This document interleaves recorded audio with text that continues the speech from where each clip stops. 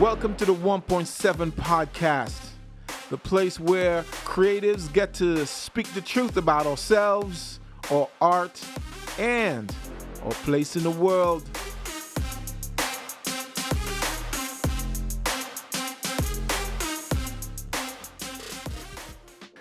Yeah, I just want to touch base, man. Just connect with you guys, see how everybody's doing. I had a crazy weekend. Just a little update, with our company.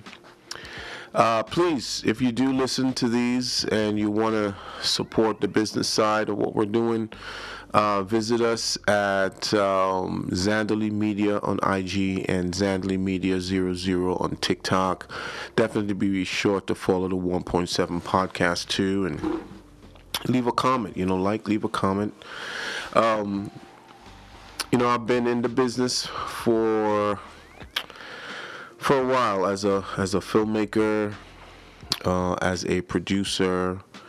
I really enjoy. I gain a lot of intrinsic value from the process. I know that there are different types of creatives. Some people really like the artistic side of things. Some people really like the technical side of things. I would say I love the process. I like to ensure that my clients have the confidence that all of the details are going to be taken care of and covered. So we do a lot of pre-production and we do a lot of planning, and I'm a little anal when it comes to certain things, especially process and planning, because a lot of times the projects that I'm on, stakes are high, so we really plan. A couple weeks ago, well, more than that, probably a couple months ago, we did a project called Doing Time, and what it was a company reached out to me called Crossroads Prison Ministries, and what they do is that they do videos that help inmates navigate the whole prison culture, etc. So we were doing a podcast, and it was a big deal. We lit it really, really well. Brought in an audio guy, so I brought in a gaffer, brought in an audio guy, and a lot of pre-production. And we shot all 7 episodes in one day. So 7 episodes of the podcast. Of course, we had to script everything out so that the host, the lead talent, will know what he's supposed to be talking about. And part of my job was to make sure that it was simplified, right? So when the study got written, this is before they decided to convert it to video. When the study got written, it was a certain way. So part of my job was to sit with the executive producer and ensure that the study was transferable to film, right? So we made it, video ready, and that was an interesting challenge. I didn't want to use a teleprompter, and this is one of the issues the talent was hoping for. They were like, "Is it going to be a teleprompter?" Because of course, when they look at the entire 7 episodes, it seems like a lot, but the goal was to break down each episode, make sure that the lead talent was duplicating almost the same thing. So all he had to remember was the guest's name and who they had to talk about, who what they were talking about, and who he was talking with. And what we did is that we came in, we set up, we had probably a full day shoot, and we recorded all of the intros and all of the outros in one take. Episode 1, we record the intro, couple takes until we feel we like what we got. Recorded the outro. Episode 2, title. Record the intro. Record the outro. So we did all of that before the conversation started to happen, and as the guests began to arrive, we had them in a green room, and part of one of the producer's jobs was to prep them, because a lot of times people don't really prep, right? And that would just kill your timeline. So they were doing the prep, and I would always go back there and I'll be like, are you guys working? You know, making sure, because they'll get and they'll start talking, and then when they get on my set, you know, they don't know what they're supposed to be doing. You know what I'm saying? And one of the things that was really important for this podcast is that it needed to be conversational. So no set of cuts and edits and all this yada yada yada, right? It's supposed to be conversational. So some of these folks, they were in prison for 25 years. So I would prep them. I would say, man, this is your story. Just talk about it. The host would ask you some questions and just talk from your heart. That's what we really, really want. The primary audience, which would be people that are in prison. The secondary audience are people who, would be learning about, what it is that this corporation does, potential donors, etc. So we really, really needed it to be very sincere and very candid, and that's why I didn't have the host read off of a teleprompter, right? I didn't have the host read off of a teleprompter because I didn't want it to feel and sound newsy. I wanted to feel and sound like it was natural. It's a natural conversation. So anyways, we did it. We ran 3 cameras. So we ran 1 camera to the host and 1 camera to the guest. And the composition was similar to what Joe Rogan does, right? So we did some research and it's like, okay, that's the look we want. Of course, it was lit like way better. So 1 camera to the host and the other camera to the guest. And they were on a table's probably about 4x6, right? And then we did something really interesting. We had a jib above. So as they were transitioning from one thing to another, we had this nice shot that would just move. And on the table itself, we had the logo of the podcast, which is called Doing Time. So I felt that was good. How we did it too, we recorded a lot of it directly to my Sling Studio. So I had transmitters on both camera 1, host camera, guest camera. I had transmitters on there, and I was connected live, hardwired into my hub for the jib camera. And what I was doing, as my guy next to me was, listening to audio, what I'll be doing, I'll have an iPad, and I'll actually be making preliminary cuts as they're having a conversation. I'm watching it here on my iPad. I have also another 60-inch monitor here that guests could kind of sit back off the set and just kind of observe the cuts that I'm making, and I'll just be editing, right? Once I'm done with this, I give it to my editor and he can open it up in Final Cut, and then 99.9% of all the editing is already done. The initial EDL is already done. All we have to do is work on audio, get that audio well, replace the footage, right? Replace the footage, and in a very, very short space of time. And that's a trick that I've always used when I'm using, when I have clients and it's a bunch of multiple cameras and stuff. I don't wait to go back into my bay to do multicam edits. I do the editing right there that day. So I plan for this, and I make sure that whatever process that we're doing allows for me to do a solid edit. So by the time we get done, if it's a conversation or a podcast, I'm like 90% done with the edits, right? The day of the show. By the time the day is done, 90% of the edit's done, passed off to my editor, and then we just begin to finalize things. So that was my big project. I don't know, maybe 2 to 3 months ago now. And then, of course, that was on the corporate side. On the wedding side, we just recently launched We launched photos last year, so I've been hitting those wedding fairs like crazy.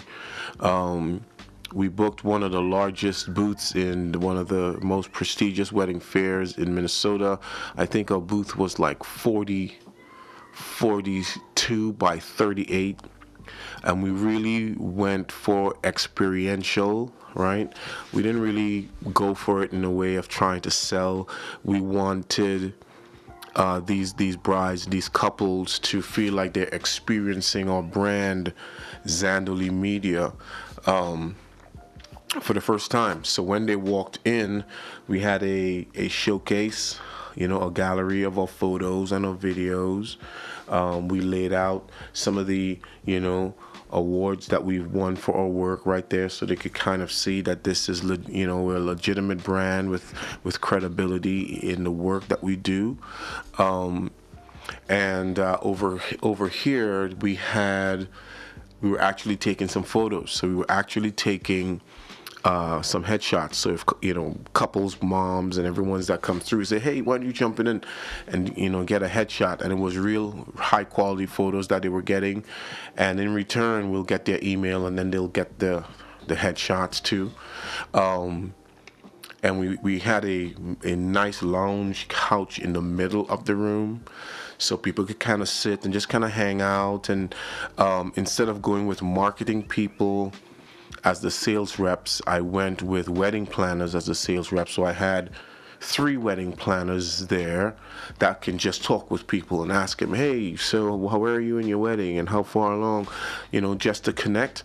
And then as they're about to leave, there was another spot that we had, maybe 10 by 20, which was our social media spot. So what we had with this one is that we had a social media person just asking the brides questions, with their party that came with them, suspenders or trousers, hair up or hair down, just to have some fun. And then we'll give them some champagne, and they'll toast, and they'll say, Zandoli, Zandoli Media, and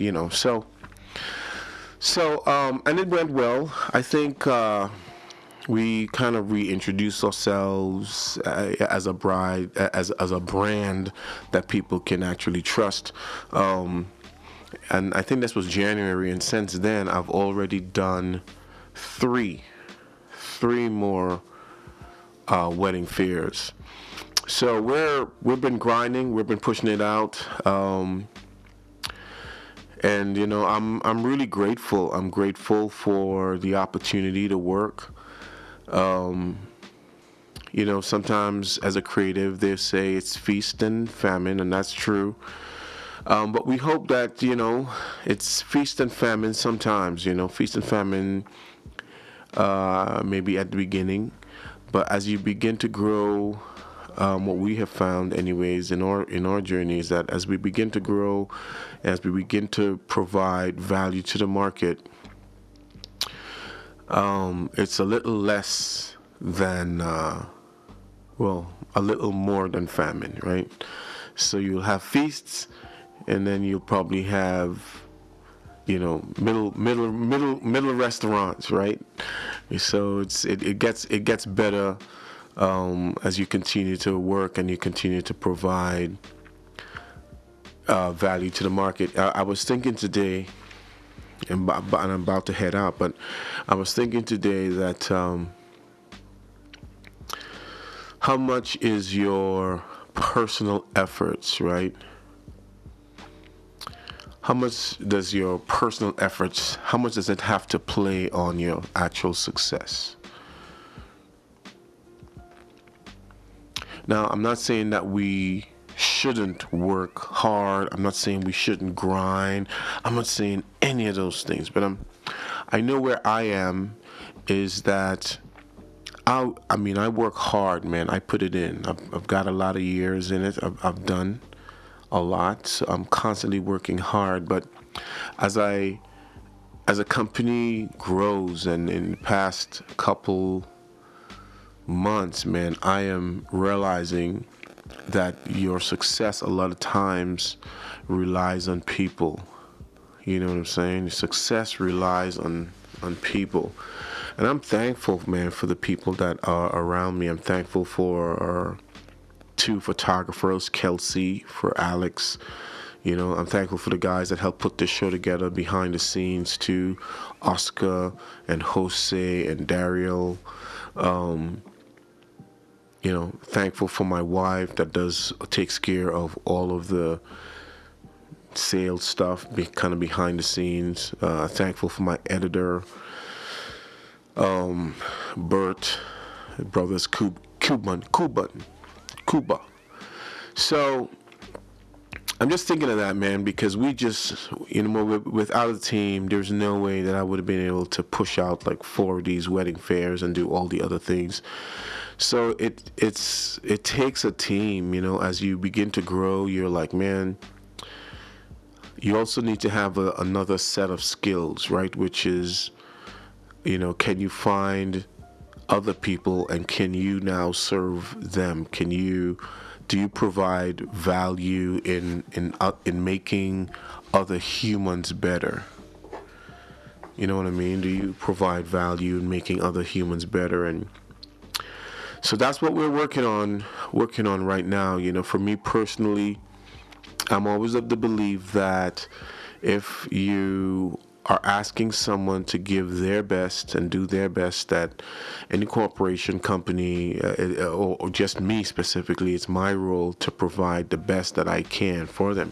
And that comes to pay.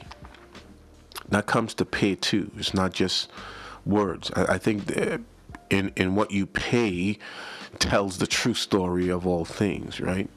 Because I know a lot of companies would, I mean, they're similar. I don't like to count myself in the same class as companies that are providing photo and video for some of their clients, even though that's what we do. We're probably a little more expensive than some. Man, but I've known these stories, man. A lot of young photographers or videographers would get like 20 gigs, 24 gigs a year. And if you talk to them, they'll be like, yeah, I'm booked up, man. I'm booked. I got like 20-something gigs. And it's like, yeah, okay, cool. But then you find out what they are actually getting paid. Woo! Man, they can't make it, man. That's why they burn out. Some of these guys getting paid $400, $600. 23 gigs. Let me see this here, man. Listen. Crazy, man. When I heard that, it just broke my heart, man. Let's see here. Let's say you do 23 gigs, $600. Let me clear my Cali. 23 gigs by $600. That's like $13,000. 13K at 8 hours. A wedding. Right? By the time you live, it's not enough to really even keep you up to date with your gear. Long story short, a lot of these cats, they're like, I'm done shooting weddings for people. You know, or they're done with wedding altogether because they're like burnt out, man. They're completely burnt out. So what we do, man, when we have members of our team, we do a lot of great pre-production to make sure that the pre-production load isn't completely heavy. We're not just throwing them out there. But then also too, we pay well. So people want to work with us, but not everybody's going to be able to. Want to find the right people. I had to let a guy go. Probably a couple months ago. He's a good guy. She's great photographer, fabulous photographer, but his attitude just wasn't gelling, you know. And I've done it before. My downside is sometimes I could be a little soft and I could kind of hope for the best. But I wasn't thinking that when people show you who they are, you better believe them. So I didn't want to take that risk with my clients. So, but we make sure that our team, they want to take these gigs, man, because they make good money. And people are like, well, what about the business side? So how much money are you gonna make? And what I say to them and how I respond to them is, the number one goal for all businesses or creative businesses, your number one goal, if you're starting out, is to provide value to the market. That's your number one goal. Provide value to the market. Prove to the market that you are worthy to be considered as a provider of a service. That's it. All right? And once you do that, once you can prove to the market that you're worth talking about, you're worth hiring, and you could provide a service, the market will reward you, right? You'll start to see people begin to trust you more, so the market will reward you. And the second thing, right? And this is for those who's like, well, you just got to make money. It's a business and all that talk, right? How much am I worth? And all that talk, right? I know we love that talk, right? Forget that idea. Focus on providing value to the market, right? And focus on building a reliable brand. The photographers and videographers that build a brand, and now they can actually have people shoot under their names, they're the ones with the win, right?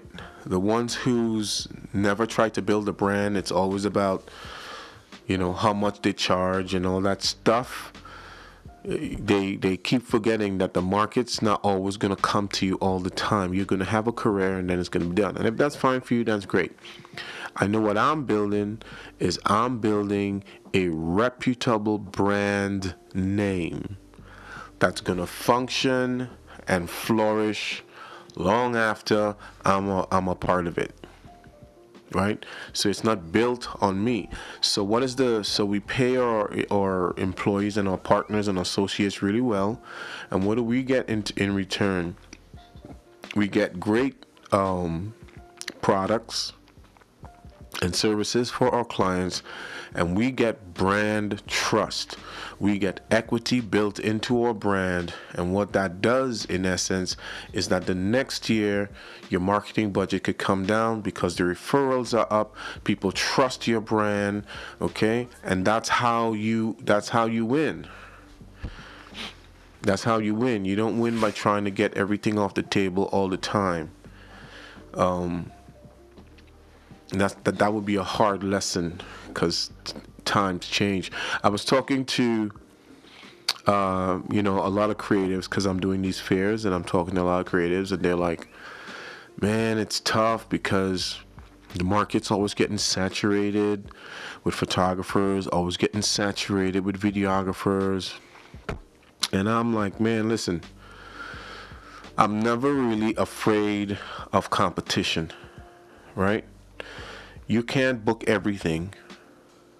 You've got to decide what you want to book and what your price is, and you've got to do that. You have to decide what your core value is and what you book, what you can provide to the market, right? So in 2019, there were like 38,000 couples in Minnesota that was getting married. That's 38,000 couples, right?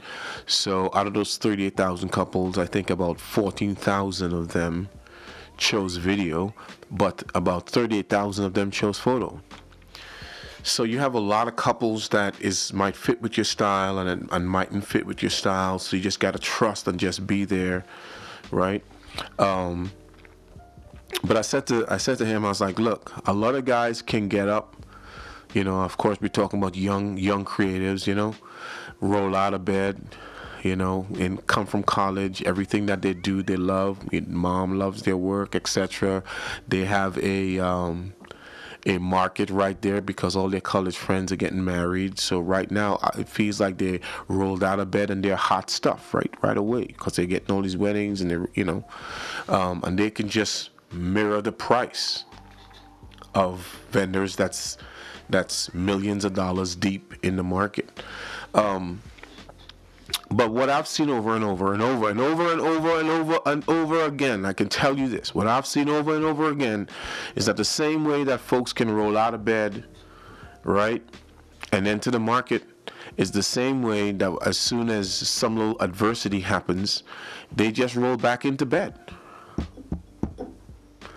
Right? They roll right back into bed. They started just rolling out of bed and just jumping in, and in a year, they just roll right back into bed. They just don't stick with the market. I can't tell you how many times they've been like, oh, this is the new hot thing. Oh, this is the new hot guy.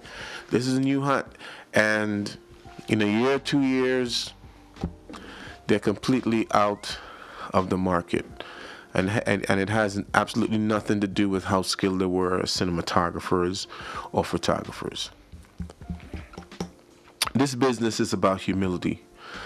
And a lot of times, I think when creatives realize that it's not just creating a work and having your classmates cheer for it, and right? It's different. And sometimes you would give a client a project and you hear nothing back because they just got their stuff and they're like, oh, we forgot, we loved it. Right? You see what I'm saying? You've got to come to a place where you can serve people that's not your friends and your buddies. It's the service that builds the trust, and the client's commitment is to the service you provide and not to you personally as an individual, right? So anyways, I'm out, man. Be sure to head over to Zandley Media, right? At Zandley Media over on IG and over in TikTok at Zandley Media 00. Before, definitely give us a like and a follow, and we'll keep talking. Be sure to leave some comments and share what we're doing. We're in season 2 right now, and this is the first conversation, kind of kicking it off, and we've got about 8 more episodes to share with you, and we trust that this has been really helpful for creatives. You've been listening to the 1.7 podcast, right? All right, God bless. I'm out. Peace. Thank you for tuning in to the 1.7 podcast.